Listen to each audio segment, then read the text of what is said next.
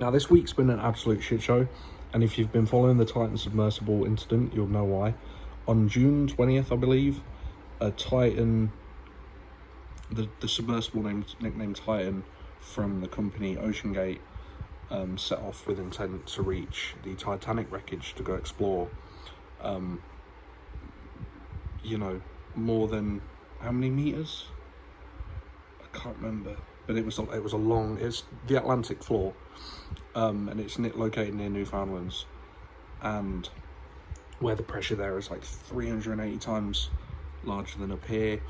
It's the depth equal to 9 Empire State Buildings stacked on top of each other. It's a long way down, and they set off on the route with intent to reach there and do some exploring. Upon this exploration were 5 individuals: British billionaire Hamish Harding, Pakistan billionaire Shahzada Dawood and his son Sulman Dawood, Paul Henry Nargiole, who was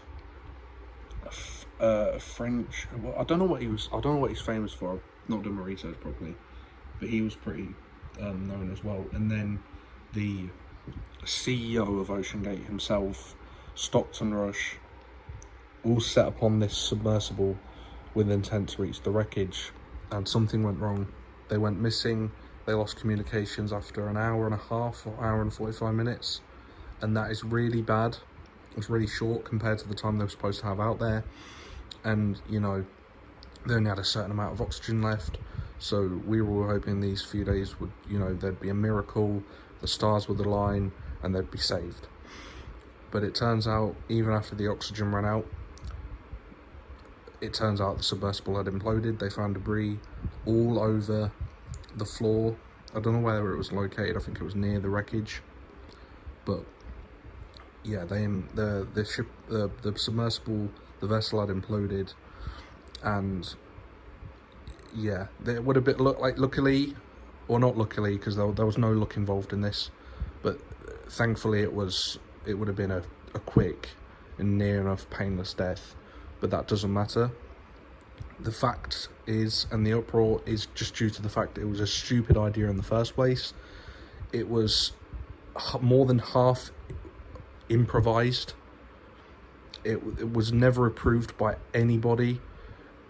Every safety regulation said no. There was no point in sending this down. And even Stockton Rush, the CEO, was all about safety, yet he had hope that this would be safe anyways.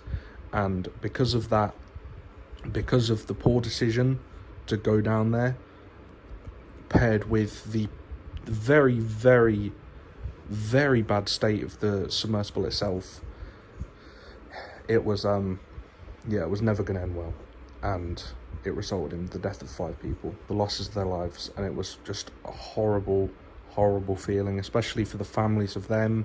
I don't even know these people, and I was really, you know, worried for them, because, you know, there's not a bad word said about any of them. I think the one that had the most controversy was Stockton Rush, but even he didn't, you know, deserve that, and he had controversy because of the way he was handling things. But it was just not well. They was controlling it with a fucking Logitech controller, more than 20 years old, and which is how they do navigate and pilot most crafts anyway. Especially in the military, they used to be really big for that. But that doesn't necessarily mean that it was a good idea to just send this out in the first place. It was horrible, especially with now knowing that the son of Shahzada, his son Sulman, didn't actually want to go down there. He just did it for a Father's Day present, or did it for a Father's Day gift to make his dad happy. The fact that he was terrified that something would go wrong, it's just horrible.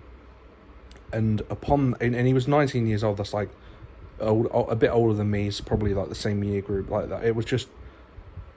It's just vile when you think about it, really.